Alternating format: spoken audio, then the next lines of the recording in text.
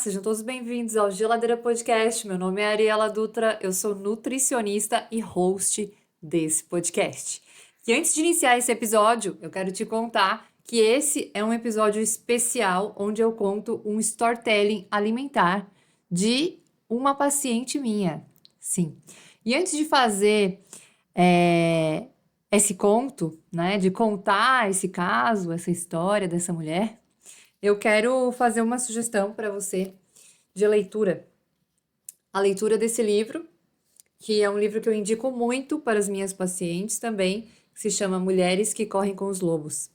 Esse livro é da escritora Clarissa Pinkola Exter. Ela é uma escritora norte-americana e ela é especialista em traumas de guerra. E ela escreveu esse livro para inspirar mulheres a se conectarem com seu instinto selvagem. Sim, ela compara nesse livro as mulheres com os caninos, os lobos, os cães e os ursos. Então, se você é uma mulher que quer se conectar com o seu instinto, com a sua intuição e entender um pouco mais da tua psique, de por que você toma algumas decisões na vida, essa é uma leitura muito especial. E antes ainda de começar a contar essa história, eu quero dizer para vocês que é uma alegria estar tendo essa oportunidade dentro do Geladeira de trazer para a superfície algumas histórias, algumas vidas, algumas partilhas que eu escuto dentro da prática clínica e poder compartilhar aqui com vocês. Então, vamos começar com esse storytelling. Eu vou contar hoje a história da Maria. Sim, é uma Maria. E essa Maria, ela é uma jovem Maria. Ela é uma mulher jovem que trabalha, advogada, e ela me procurou por uma razão. Foi uma indicação médica. Sim, a sua médica ginecologista sugeriu a Maria que ela encontrasse com uma nutricionista na qual ela se identifica para fazer o manejo de uma condição clínica que tinha surgido, que é a endometriose. Para uma mulher jovem, ter um diagnóstico de focos de endometriose pode soar um pouco estranho, pode soar um pouco novo. Eu não sei se você que está me assistindo já ouviu falar nisso, mas eu vou te contar. A endometriose é um desenvolvimento de uma condição clínica que pode acontecer na região ali dos ovários.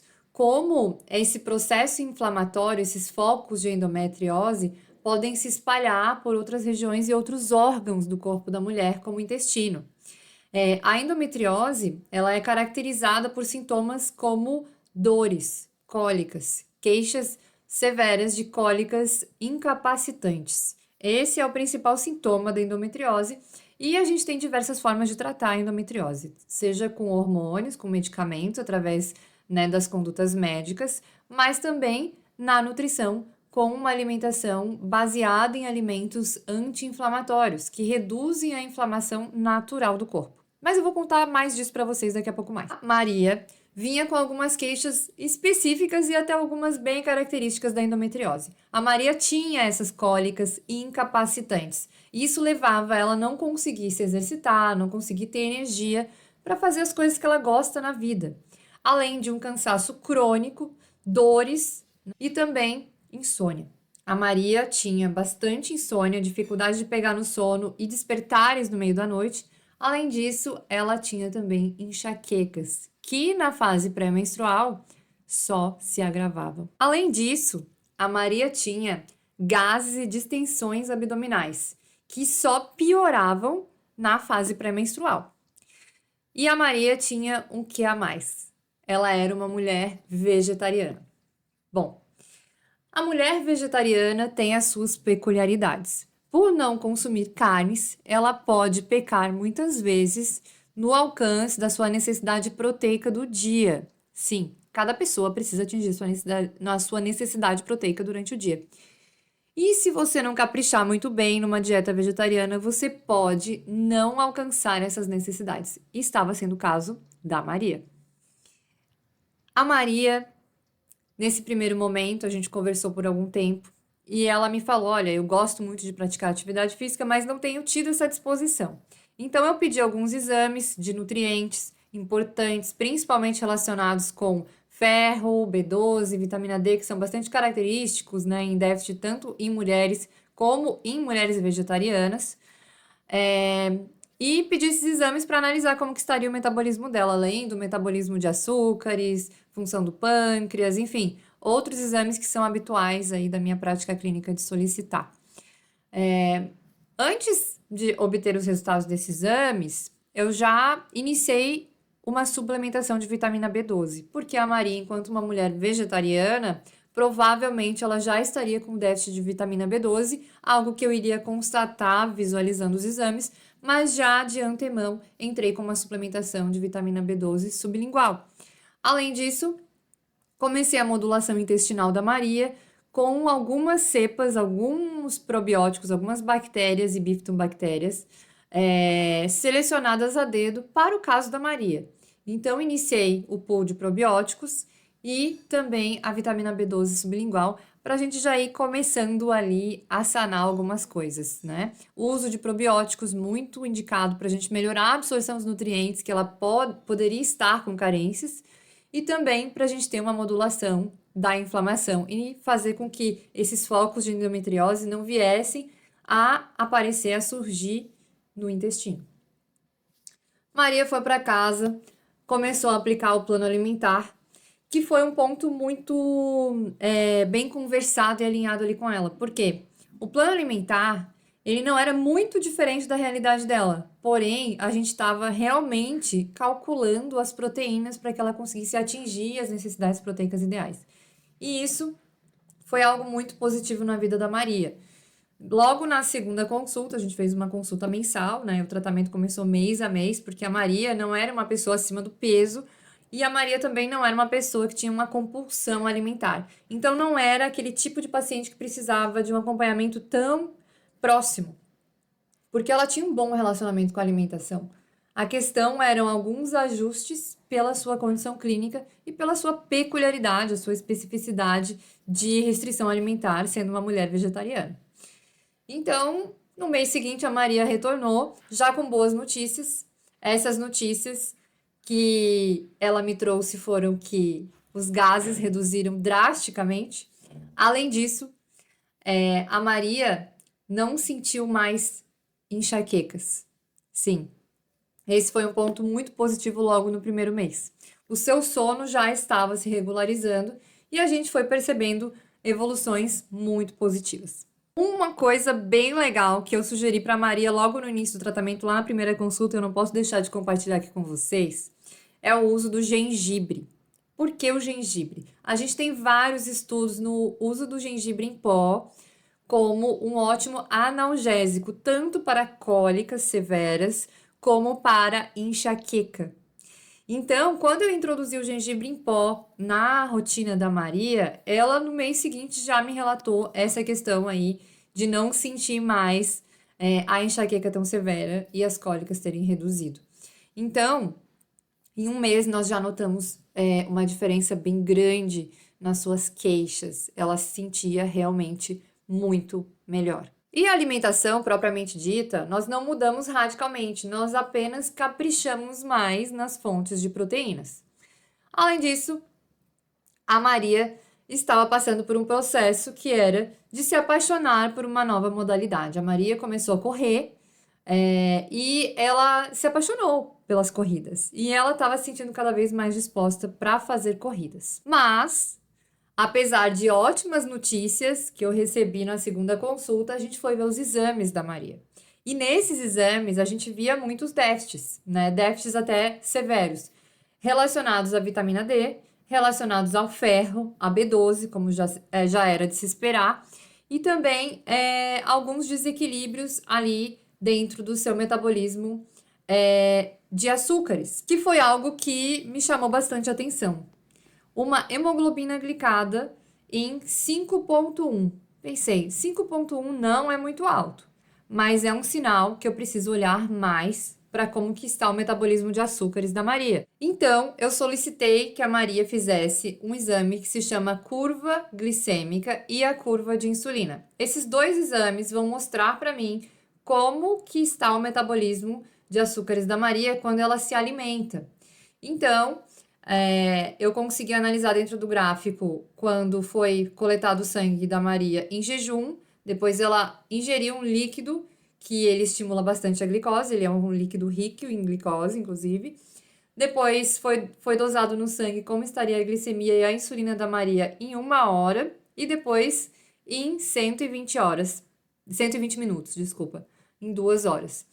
Então, nesse gráfico, eu consegui perceber que a Maria tinha um metabolismo de açúcares excelente, não tem nenhuma alteração. E esse é um ponto muito positivo, que muitas pessoas pensam que uma pessoa vegetariana consome muitos carboidratos e pode vir a se tornar diabética. Mas essa afirmação não é verdadeira quando a pessoa tem uma consciência alimentar, e o que já era o caso da Maria, de fazer boas escolhas, né? Então, assim, não é aquele tipo de vegetarianismo que a pessoa vive uma vida baseada em macarrão e batata. Olhando os exames da Maria, fazendo alguns ajustes no plano alimentar dela, eu vi que a Maria estava caminhando para um momento de equilíbrio na sua saúde. Mas aí veio uma notícia. A vida nunca é uma linha reta. E junto com o equilíbrio da saúde, quando a mulher começa a atingir um estado de saúde onde organicamente ela está bem, a sua mente, o seu corpo, o seu coração vão entrando em equilíbrio. E aconteceu algo na vida da Maria ali. E é muito comum que isso aconteça com mulheres que começam a olhar para si mesmas. A Maria terminou um relacionamento de 9 anos. E esse término impactou a saúde da Maria. A gente teve ali uma retomada de enxaquecas, de cólicas, uma retomada de indisposição, inclusive seus níveis de ferro que estavam progredindo decaíram. E isso foi perceptível tanto em exames como nos seus relatos. E eu quero aqui que nesse momento a gente aprenda e a gente fique muito atenta enquanto mulher a conectar coração, mente e corpo. Porque sim, quando uma mulher passa por uma situação importante na sua vida emocionalmente, o seu corpo, a sua matéria, o seu físico, ele sente e isso reverbera na matéria. Então, é algo que eu sempre faço, perguntar, quando uma mulher, uma pessoa vem me falar assim, Ari, eu tive um câncer em tal época da minha vida, mas já me curei. Ou eu tive nódulos e cistos nas mamas ou na tireoide em tal época da minha vida, mas já passou. Eu tive uma fase de muita insônia, ou de crises de pânico, ou de extrema sensibilidade a determinados alimentos, gases de tensão abdominal, mas já passou. Às vezes não passou, enfim, às vezes continua carregando aquilo, né? Ah, eu tive o start de uma doença autoimune em determinada época da minha vida e tenho até hoje, né? Ou já consegui silenciar, independente.